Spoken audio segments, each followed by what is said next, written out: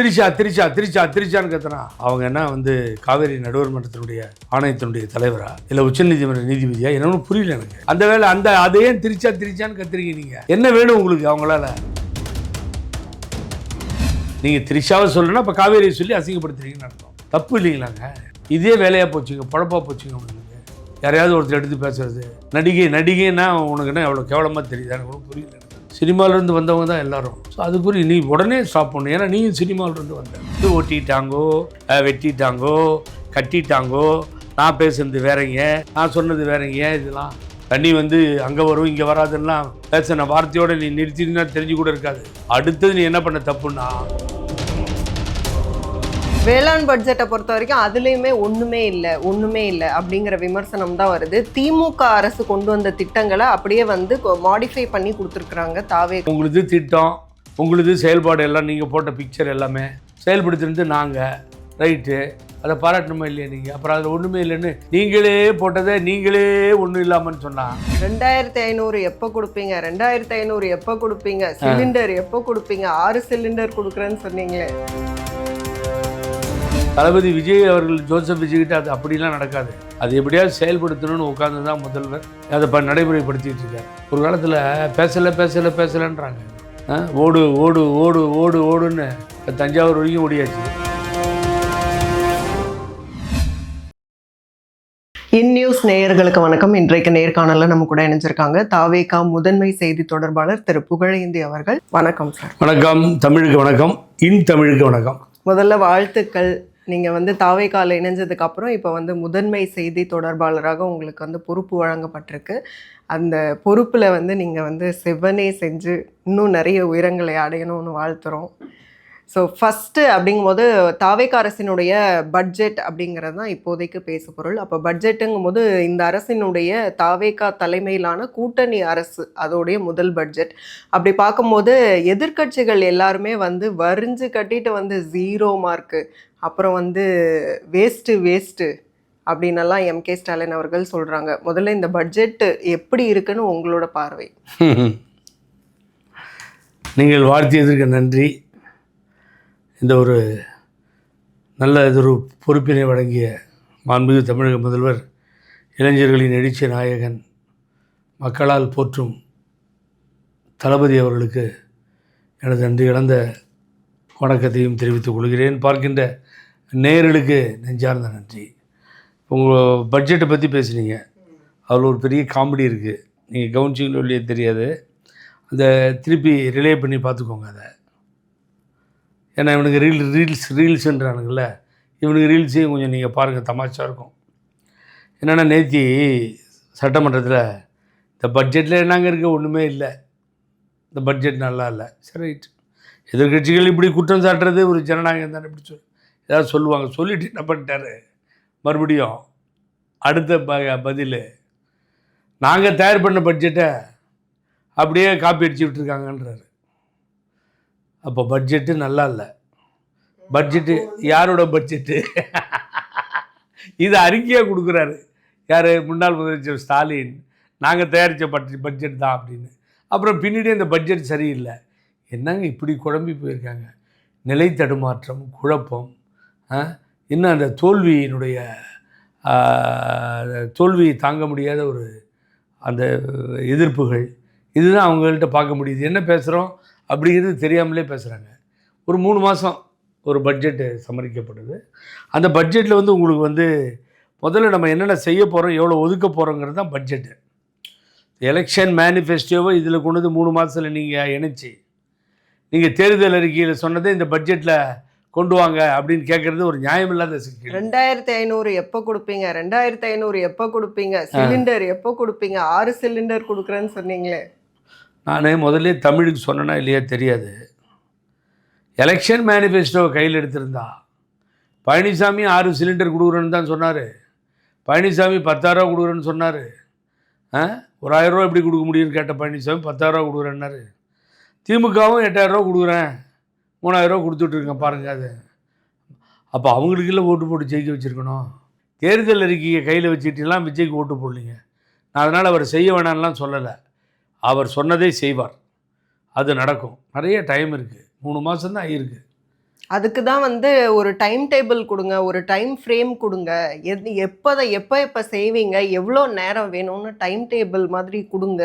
Time frame என்ன அப்பா வீட்டு சொத்தை உதயநிதி இல்லை ஸ்டாலின் அப்பா வீட்டு சொத்தை வாங்கி இன்னொருத்தருக்கு எழுதி கொடுத்துட்டு இத்தனை மாதத்துக்குள்ளே ரிஜிஸ்டர் பண்ணிக்கிறேன்னு எழுதி கொடுக்கணுமா? நாங்கள் என்னங்க அர்த்தம்? மக்கள் சேவை செய்கிறதுக்காக நாங்கள் வரோம். நாங்கள் சொன்னோம், உண்மை இல்லைன்னு சொல்லலை, செய்கிறோம், பொறுமையாக இருக்குது. பட்ஜெட் தானே தாக்கல் பண்ணுறோம். அந்த பட்ஜெட்லேயே எல்லாமே வந்துடணும். பட்ஜெட் வாசிக்கிறப்பயே 2500 வீடு வீடு போகணுன்னா என்னங்க அர்த்தம்? அது எதையாவது ஒன்று கையில் எடுக்கணும், எதையாவது ஒன்று சொல்லணும். எத்தனை சொல்லி திமுக 5 வருஷத்தில் செய்யாமல் போச்சு. ஒரு ஊழல் வழக்கு மேலே ஒரு ஊழல் வழக்கை ஃபைல் எடுத்து யாராவது அரெஸ்ட் பண்ணியிருக்குமா? கொடநாடை தொட்டு இருக்குமா? கொடுத்த அறிக்கையெல்லாம் வாங்கி அருணா ஜெகதீசன் அறிக்கையிலிருந்து அதையெல்லாம் எடுத்து அந்த அறிக்கையை ஓப்பன் பண்ணி ஆக்ஷன் எடுத்து உள்ளே போட்டிருக்குமா? ஆறுமுகசாமி கமிஷனில் அம்மா இப்படி இறந்தாங்கன்னு சொல்கிறாங்க, நாங்களே அந்த அறிக்கை வந்துடுச்சு ஆறுமுகசாமி, இது அதை நடைமுறைப்படுத்தினீங்களா? எதையுமே செய்யாமல் இப்போ யாரோ இப்போ புதுசாக கிடைச்சிட்டாருன்னு இப்படிலாம் பண்ணால் என்ன தமிழ்? புதுசாக என்ன கொண்டு வந்தீங்க? ஒரே ஸ்டிக்கர் மேலே நேற்று பள்ளி கல்வித்துறைக்காக 44,000 கோடி ஒதுக்கியிருக்குங்க கவர்மெண்ட்டு. இதை நீங்கள் உடனே வரவேற்கணும். பள்ளி கல்வித்துறைங்கிறது ரொம்ப இம்பார்ட்டன்ட். அது பள்ளியினுடைய கல்வித்துறையினுடைய வளர்ச்சி. அதுக்கு முதல்ல தான் பெருந்தலைவர் காமராஜருடைய காலை உணவு திட்டம்னு அதுக்கு பேரை மாற்றி அதுக்காக பண நிதியை ஒதுக்கி பெருசாக பண்ணுவேன்னு சொல்லி சொன்னார். அம்மா உணவகத்தையும் அவர் சொல்லிட்டார் முதலமைச்சர். எல்லாமே திராவிட கட்சிகளோட திட்டங்கள், அது பேரை மட்டும்தான் மாற்றி. நகராட்சி நிர்வாகத்துக்கு கிட்டத்தட்ட 29,000 சொச்சம் கோடி, 30,000 நகராட்சி நிறுவனத்துக்கு, சுகாதாரத்துறைக்கு 23,000 கோடி. இப்படி தாங்க ஒன்றையும் இந்த கவர்மெண்ட் வந்து நெடுஞ்சாலை அது இதுக்கு வந்து இப்போது பட்ஜெட்டில் என்ன செய்யணுமோ செய்கிறாங்க. 21 கோடி இப்படி சிறப்பு பட்ஜெட்டு அது இதுன்னு சொல்லி எல்லாத்துலேயுமே ஒரு பட்ஜெட்டில் நம்ம முதல்ல ஒதுக்கணும். இதையெல்லாம் செய்கிறோன்னு சொல்லணும். அதுக்காக பேர் தான் பட்ஜெட்டு. ஒரு பட்ஜெட்டை சொல்லிகிட்டே இருக்கும் பொழுதே இதை அடிங்க அதை அடிங்கன்னா, ஏன்னா வத்திப்பெட்டியும் சாக்லேட்டும் இந்த சென்ட்ரல் கவர்மெண்ட் எப்பயுமே சொல்லும், இதை அதிகப்படுத்திட்டோம், இதை கம்மிப்படுத்திட்டோம் பாருங்கன்னு சொல்கிறது எதாக இருக்குன்னா வத்திப்பெட்டி, அப்புறமா சாக்லேட்டு, அதுக்கு பின்னாடி பார்த்தீங்கன்னா வேறு ஏதாவது மொபைல் சம்மந்தப்பட்ட ஏதாவது ஒயரு இது சம்மந்தமாக இருக்கும். இது சீரியஸாக போயிட்டுருக்குங்க. தமிழ்நாட்டில் ஏதாவது பண்ணணுன்னு முதலமைச்சர் நினைக்கிறார். இன்றைக்கி பாருங்கள், வேளாண்மை துறையில் வந்து நீங்கள் வந்து ரொம்ப அது பயிர் கடனுக்காக 17,000 கோடி ஒதுக்கப்பட்டிருக்கு. 8.25 கோடி வந்து ஏற்றுமதிக்காக ஒதுக்கப்பட்டிருக்கு. மானியத்தில் போர்வெலுக்காக 60%. போர்வெல் போட்டிங்கன்னா கவர்மெண்ட் நீங்கள் 60% கேட்கலாம் காசு. போர்வெல் போட்டுக்கிறது ஏழை விவசாயிகளுக்கு அவங்களுக்கு தான் நிறைய தேவைப்படும். அங்கங்கேயும் போர்வெல் சொல்லுங்கள் பார்ப்போம். பேரூராட்சி நகராட்சி எல்லா இடத்துலையும் தேவைப்படுமா இல்லையா?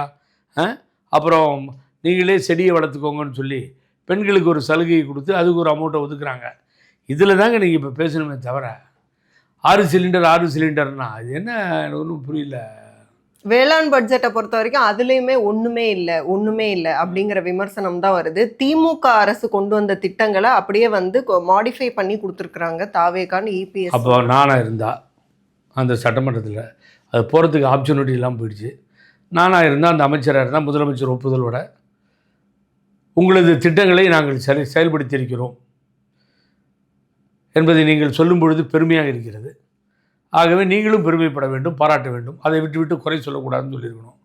அப்புறம் உங்களது திட்டம், உங்களது செயல்பாடு எல்லாம் நீங்கள் போட்ட பிக்சர் எல்லாமே செயல்படுத்தினது நாங்கள், ரைட்டு, அதை பாராட்டணுமா இல்லையா நீங்கள்? அப்புறம் அதில் ஒன்றுமே இல்லைன்னு நீங்களே போட்டதை நீங்களே ஒன்றும் இல்லாமன்னு சொன்னால் அப்புறம் இது எங்கேயும் போய் முட்டிக்கிறது பைத்தியக்காரன் இல்லை. நாங்கள் ஆட்சிக்கு வந்து 5 ஏக்கருக்கு கீழே வந்து நிலம் வச்சிருக்கிறவங்களுக்கு வந்து முழு பயிர் கடனை ரத்து பண்ணோம் நாங்களா வாக்குறுதி கொடுத்தோம். தாவேக்கா தானே கொடுத்துச்சு, எங்கே நிறைவேற்ற? நான் வேறு வழியெல்லாம் பேச வேண்டியிருக்கு. நான் தப்பாகவே பேச மாட்டேன். கலைஞர் இறந்தவங்கள முன்னாள் முதலமைச்சர் பேசுகிற மாதிரி 2 ஏக்கர் நிலம் தரேன்னாருங்க கலைஞர். எவ்வளோ? 2 ஏக்கர்ஸ். 2 புடி கூட எடுத்து கொடுக்க முடியல மண்.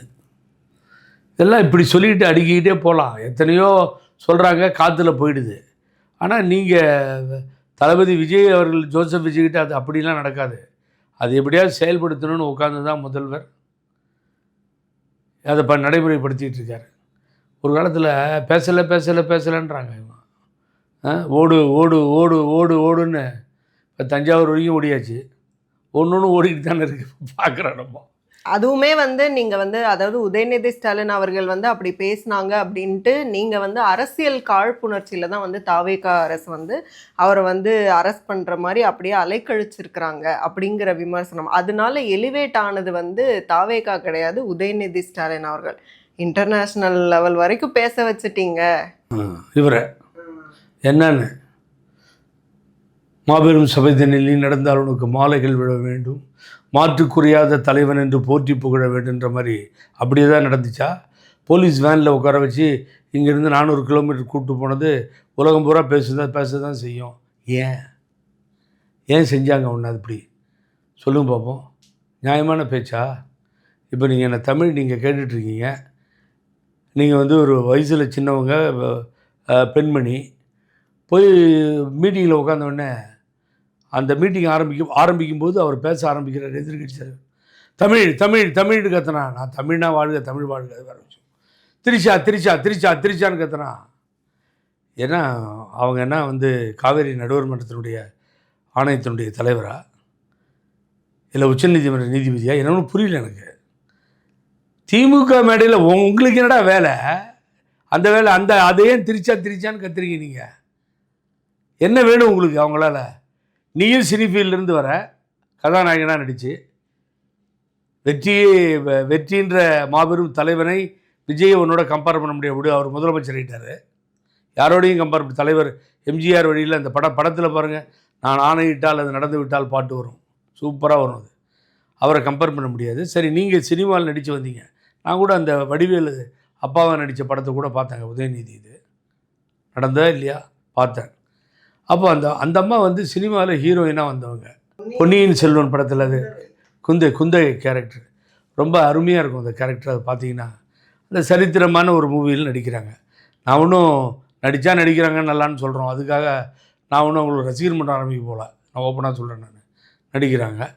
இப்போ நீயும் கதாநாயகனாக நடிச்சிட்டு வந்த, இந்த நாட்டை ஆளுகின்ற முதல்வரும் அங்கேயும் கதாநாயகன் புரட்சி தலைவர் எம்ஜிஆர் போல் தமிழ்நாட்டுக்கு கதாநாயகனாக வந்து உட்காந்துட்டார். அரசியல்லையும் சரி சினிமாவிலையும் சரி ஹையஸ்ட் அவங்க தான். கத்துறாங்கல்ல, நீ ஒன்று நாகரிகம், பண்பாடு. உங்கள் அப்பா சொல்லுவார், யார், ஸ்டாலின், இறந்த தலைவர்களை கூட நான் தவறாக பாராட்டேன், நான் பாராட்டியிருக்கேன், தப்பாக பேச மாட்டேன்னு சொல்லுவார். அன்றைக்கி கருணாநிதின்னு சொன்னார், உடனே மாற்றிக்கிட்டு ஜோசப் விஜய் அவர்கள் அசம்பிளியில் கலைஞர் கருணாநிதினு மாற்றிக்கிட்டார். இது ஒரு பண்பாடு.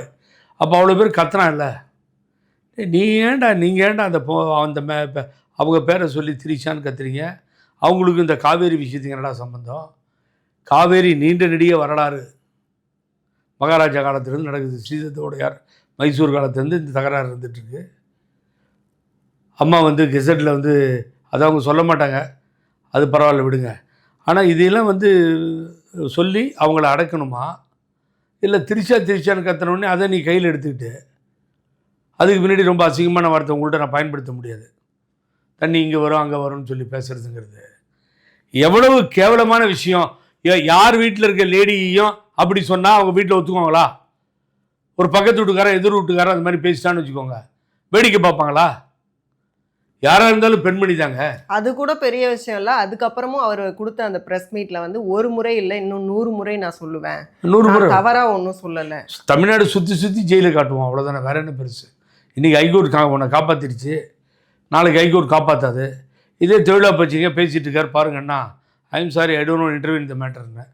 இங்கே இருக்க கவர்மெண்ட்டே சொல்லி அவர் அரெஸ்ட் பண்ணுன்றதுலாம் எங்களுக்கு கிடையாதுங்க, கேஸ் போட்டாச்சு போயிருக்காரு அவ்வளோதான் சொன்னதால தான், கவர்மெண்ட் அரசு தரப்பு சொன்னதால் தான் விட்டாங்க. அதே பல பேருக்கு தெரியாது கோர்ட்டில். அது இன்டென்ஷன் இல்லைங்க, கேஸ் எஃப்ஐஆரை போட்டாச்சு விசாரிக்கணும். கோர்ட் விசாரணைக்கு இன்டர்வியூ ஆக முடியாது, ரொம்ப ரேர். அதனால் கூட்டு போய் விசாரித்தாச்சு. அப்போ போகும்போது ஒட்டிட்டாங்கோ, வெட்டிட்டாங்கோ, கட்டிட்டாங்கோ, நான் பேசுனது வேறங்க, நான் சொன்னது வேறங்க, இதெல்லாம் தவறி வந்துடுச்சுன்னு. ஒன்று கவனிங்க, என்னுடைய தாய் தந்தை கொடுத்த பிரெயின் இது, யாருமே சொல்லாத சொல்லியிருக்கேன். தமிழ் என்ன தெரியுமா?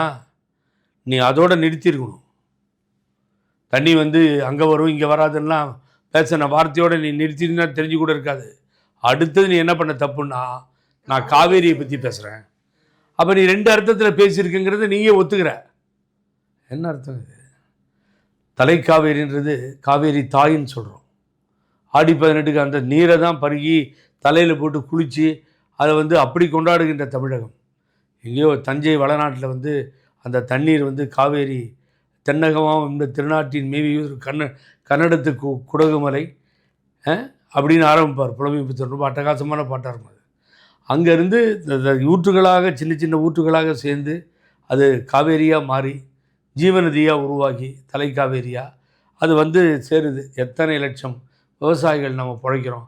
அப்போ நீ அந்த காவேரி தான் சொன்னேன்னு சொல்லி அதை அசிங்கப்படுத்துறியா? நீங்கள் திரிஷாவை சொல்லணும்னா இப்போ காவேரியை சொல்லி அசிங்கப்படுத்துறீங்கன்னு அர்த்தம். தப்பு இல்லைங்களாங்க? இதே வேலையாக போச்சுங்க, பொழப்பாக போச்சுங்க உங்களுக்கு. யாரையாவது ஒருத்தர் எடுத்து பேசுறது நடிகைன்னா உனக்குன்னா எவ்வளோ கேவலமாக தெரியுது. எனக்கு ஒன்றும் புரியல. எனக்கு நினச்சி பாருங்க, அது ஒரு தொழிலுங்க, அவங்களுடைய ப்ரொஃபஷன் அது. சினிமாவிலேருந்து வந்தவங்க தான் எல்லோரும். ஸோ அதுக்குரிய நீ உடனே ஸ்டாப் பண்ணு. ஏன்னா நீயும் சினிமாவிலேருந்து வந்த. அப்புறம் அடுத்தது நேற்று கூட நீங்கள் நம்ப மாட்டீங்க, நிறைய இடத்துல பார்த்தா இவங்க தாவேக்காலேருந்து அந்த ஸ்டிக்கர்லாம் இதுதான் போட்டு கச்சாமுச்சான்னு அதெல்லாம் பார்த்தீங்கன்னா உடனே போட்டாங்க. என்னென்னு கேட்டிங்கன்னா அது ஏதோ நயன்தாரா அப்படின்னு சொல்லி. நான் சண்டை போட்டேன், கூப்பிட்டு தலைமைக்கும் சொன்னேன், வேண்டாங்க பைத்தியகாராம தான் யாரோ பண்ணுறான்னா நம்ம போய் பண்ணக்கூடாது, அதெல்லாம் ஸ்டாப் பண்ண சொல்லுங்கள். அதையே அவன் சொல்ல வந்தானா அதுக்கு விட்னஸ் இருக்குது என்கிட்ட. என்னென்னு கேட்டிங்கன்னா அதுக்கும் புகழேந்தி தான் முக்கியமான காரணம். என்னென்னா பாலிடாயில் குடிச்சு போய் இது செத்து போய் தொலைஞ்சிருந்தால் பிரச்சனையே இல்லை. யார் சொன்னது? இந்த அறிவாய்ந்தவர் யார்? எடப்பாடி பழனிசாமி தான் உலகத்திலே அறிவாய்ந்தவர், வேறு யாரும் இருக்கவே முடியாது. இந்த பைத்தியக்காரன் சொன்னது யாரை? உதயநிதி ஸ்டாலினை. அப்பயே செத்து தொலைஞ்சிருக்கணும் பாலிடாயில் குடிச்ச உடனேன்னு சொல்லி. அப்போ நீ தூக்கி உள்ளே வைக்கல. ஆனால் இப்போ அவர் சப்போர்ட்டில் பண்ணுறாரு. எதுக்காக வந்து கைது பண்ணீங்கன்னு சொல்லிட்டு அதை இவர் மறந்துட்டார்ல. புகழேந்தியில் கேட்டேன், நான் இல்லை சட்ட ரீதியாக நடவடிக்கை எடுக்க போனேன், நான் இல்லை வாயிலில் பேசுகிறேன், எதிர்கட்சி தலைவர் இப்படிலாம் பேசலாமாயா, நீலாம் மனுஷனா, நீ ஒரு ஆளை செத்து போகிறேன்னு சொல்கிறீன்னு சொல்லி கேட்டேனே. அன்றைக்கி இந்த குடும்பத்துக்கு, இந்த ஸ்டாலின் முக ஸ்டாலின் குடும்பத்துக்கு அது கோபம் வந்துருக்கணும். தூக்கியிருக்க வேணாமா? செத்து போன்றான்னு சொல்லி அதையும் காதில் வாங்கிக்கிறீங்க. அப்போ அது நிஜமா? இன்னைக்கு கூட சட்டமன்றத்துலேருந்து வெளியில் வரும்போது அந்த காரை மாற்றி ஏறுறதுங்கிறது தொடர்ந்து நடந்துகிட்டே இருக்கு. அதுவும் அப்போவாவது கார் கலர் சேமாக இருந்த மாதிரி இருந்துச்சு, இப்போ கார் கலரும் வேற. ஆனால் எதுக்காக உதயநிதி ஸ்டாலின் அவர்களோட காரில் போய் அவர் ஸ்டாலின் கிடைக்க மாட்டேன்றாரு, ஸ்டாலின் பார்க்க மாட்டேன்றாரு. இல்லைனா ஸ்டாலின் காலில் விழுந்து அன்றைக்கே முதலமைச்சர் ஆகிறதுக்கு இந்த கட்சியை அடமானம் வச்சுட்டு போகிறதுக்கு தயாராக இருந்த ஒரு பெரிய புல்லுருவி தான் எட்டப்பன் தான். இன்னும் என்னென்ன லாங்குவேஜ் இருக்குது தெரியாது, அதுக்குரியவர் தான் பழனிசாமி. ஆகவே இது நடக்கலை. இப்போது கார் மாதிரி என்னை ஏற்றிட்டு போங்க அறிவாலயத்துக்குன்னு உதயநிதி ஸ்டாலின் காலில் விட போகிறாரு. இந்த உதயநிதி ஸ்டாலினாவது திரைமறைவில் செய்கிற நாடகத்தெல்லாம் நிறுத்திட்டு கொஞ்சம் பெரிய மனசு பண்ணி பழனிசாமியை ஏற்றுக்கிட்டு நேராக அறிவாலயத்துக்கு போய் அவங்க அப்பாவை மீட் பண்ண வச்சா நல்லா இருந்திருக்கும். உதயநிதி ஸ்டாலின் காரில் பர்மனெண்ட்டாக போகணும் எடப்பாடி பழனிசாமின்றது தான் எனது ஆசை. ஏறியதற்காக நன்றி. 2 தடவை ட்ரை பண்ணேன், 3ஆவது தடவை சக்ஸஸ் ஆகிடும். ஏறு, திமுகவில் போய் சேர்ந்துக்கோ, நல்லபடியாக செட்டில் ஆகு, அண்ணா திமுக தப்பிச்சுக்கும் பழனிசாமி. உனக்கு ஆசை பூரா திமுக பின்னாடி போகணுன்னு தான் இருக்குது. உங்களை வச்சுட்டு பேசுகிறதுக்கு காதலன் காதலி அப்படிம்பாங்க. இப்போ காதலன் என்ன, காதலியோட தொடர்புலேயே இருப்பார், பின்னாடியே போவார், சுற்றிக்கிட்டே இருப்பார். இது இது இது வந்து காதல் ஸ்டோரி. இது இங்கே என்ன ஸ்டோரின்னா, எப்படியாவது நம்ம 2 பேரும் சேர்ந்துருவோம் விஜய் அடிக்கிறதுக்கு, அவர் நான் காரில் வர ஏறிக்கிறேன் அப்படின்னு ஏற வராரு. இவங்க விட்டுட்டு போகிறாங்க. அப்புறம் பின்னாடி போய் 4 பேர் போய் ரகசியமாக பேசிக்கிறாங்க. எடப்பாடி யாருன்னு எனக்கு தெரியும், இப்போ வேண்டாது. 4 பேர் போய் பேசியிருக்காங்க, முதலமைச்சர் ஆகிறதுக்கு எங்களுக்கு நீங்கள் தான் ஐயா வழி பண்ணணுன்னு திமுகவில் போய் பேசியிருக்கு. எவிடன்ஸோடு இருக்குது. இல்லை இது வரைக்கும் பழனிசாமி இல்லைன்னு சொல்ல மாட்டேங்கிறாரு. யார் அந்த 4 பேர்? அதுதான் 4 பேருக்கு நன்றி, அந்த 4 பேருக்கு நன்றின்னு முடிஞ்சிடுச்சு. அது ஃபினிஷ்டு. அது நடக்கலைல்ல. அங்கே தான் எடுத்தானே காங்கிரஸ் ஒரு 5 எம்எல்ஏவும் இடதுசாரிகள் 4 பேர் வந்ததும் அண்ணன் திரும்ப வந்ததும் முடிஞ்சு போச்சு கதை. அப்புறம்